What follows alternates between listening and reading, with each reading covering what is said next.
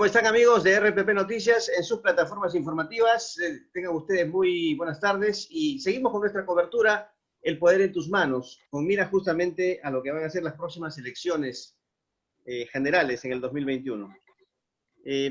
Una reforma importante que se ha aprobado hace poco es el de los impedimentos para postular a cargos públicos de elección popular, inclusive sentenciados en primera instancia. Una norma que generó polémica en el Congreso y luego también el debate posterior a nivel de especialistas. Y hoy tenemos justamente a dos destacados abogados, uno en el ámbito penal y el otro en el ámbito constitucional. El doctor Carlos Caro, penalista, y el doctor Ernesto Álvarez, constitucionalista, a quienes les agradecemos, por supuesto, por su gentileza. Muy buenas tardes a ambos. ¿Cómo están? Buenas tardes, un gusto. Bueno, doctor Caro, quería empezar con usted para que nos explique cuáles son las implicancias desde el punto de vista penal de esta reforma adoptada o aprobada en el Congreso de la República. A ver, como se sabe, las reformas implican básicamente dos cosas, ¿no? Por una parte, que los condenados en primera instancia no van a poder postular a cargos de elección popular. Le hace presidente, congresistas, alcaldes, presidentes regionales, gobernadores. Y por otro lado, que estas mismas personas, me refiero a los condenados en primera instancia, no van a poder ocupar puestos de alta dirección dentro del Estado.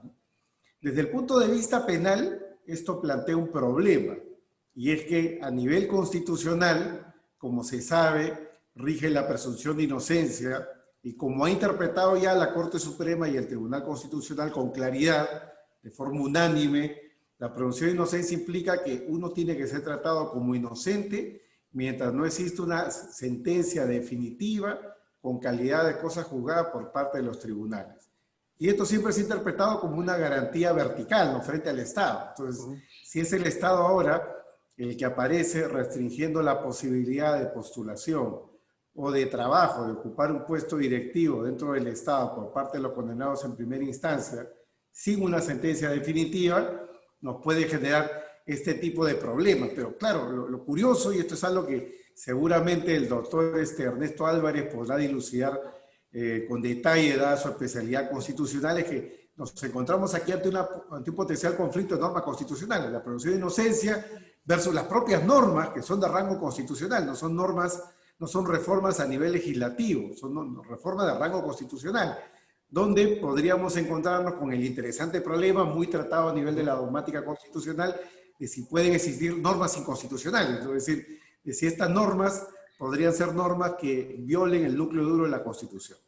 Doctor Caro, ¿le parece a usted sólida la argumentación en el sentido de que el intento de adecentar la política justifica una reforma de esta naturaleza?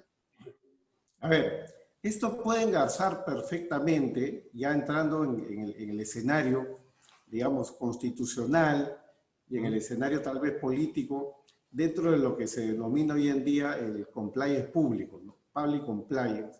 Esto tiene que ver con los mecanismos de prevención para que personas que puedan cometer a futuro actos de corrupción o actos vedados por la ley, se les ponga una traba o se les ponga una limitación para que puedan acceder al puesto público.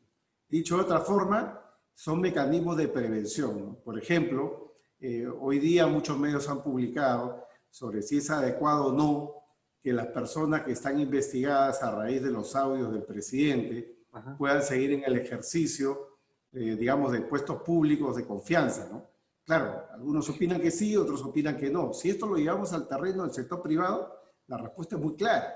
En el sector privado, donde la presunción de inocencia, digamos, no es una garantía que pueda tener altos grados de exigibilidad más allá de lo laboral, dicho de otra manera, en el sector privado, que pueden jugar prácticamente por el solo hecho de estar procesado, ningún directorio de banco, ningún directorio de una empresa importante permite que sus altos directivos tengan procesos penales en curso o que estén en curso, digamos, en escándalos de corrupción como los que podrían darse acá, ¿no? Es decir, algo que a nivel privado tiene una respuesta inmediata, no estás apto para el puesto, en el sector público se relativiza precisamente por este tema relativo a la presunción de inocencia. No hay derechos absolutos, pero hay justamente donde está la tensión, ¿no? Por una parte, lo que es el control del riesgo reputacional, lo que es el control de riesgo de comisión de delitos, aconsejaría que estas personas ni siquiera postulen o ni siquiera accedan a puestos de confianza, pero por otro lado están las garantías constitucionales que, como me parece entender de la posición del doctor Álvarez, podría merecer una revisión para poder ponderar frente a otros principios constitucionales. Claro, lo ideal aquí es entender, doctor Álvarez, al final qué es lo que pesa más, ¿no? ¿Cuál de estas dos ponderaciones tiene más peso a la hora de definir? Porque efectivamente esto es muy probable que llegue al Tribunal Constitucional. Desde el punto de vista penal y constitucional, ¿ha habido, creen ustedes, una buena evaluación, ¿no?, que permita justificar los argumentos de esta reforma, doctor Caro? Desde mi punto de vista, no ha habido un debate público importante, ha habido más bien un debate acelerado y una aprobación acelerada más por cuestiones políticas, viendo un poco la tribuna. Pero por otro lado, yo concuerdo con Ernesto en el sentido de que no hay derechos absolutos, la presunción de inocencia se puede revisar. La pregunta es si este es el único medio para lograr ello, ¿no?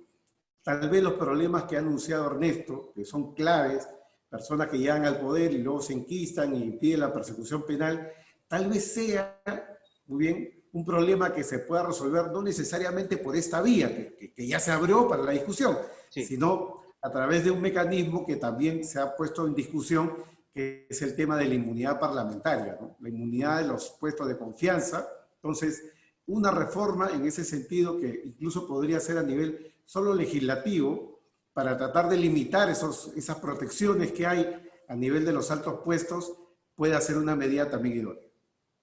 Doctores Carlos Caro y Ernesto Álvarez, muchas gracias por haber estado con nosotros aquí en esta cobertura de El Poder en tus Manos. Ha sido, creo, una entrevista muy sustanciosa, muy didáctica respecto a las implicancias de esta reforma, que es tan importante, por supuesto, y ha sido tan reclamada, y las explicaciones que ustedes nos han dado desde el punto de vista penal y constitucional. Doctor Caro, muchas gracias, como siempre. Gracias, Carlos. Bueno, hemos tenido entonces a los doctores Carlos Caro y Ernesto Álvarez comentando esta reforma sobre impedimentos para postular a cargos públicos de elección popular en nuestra cobertura El Poder en tus Manos por RPP. Hasta una próxima oportunidad.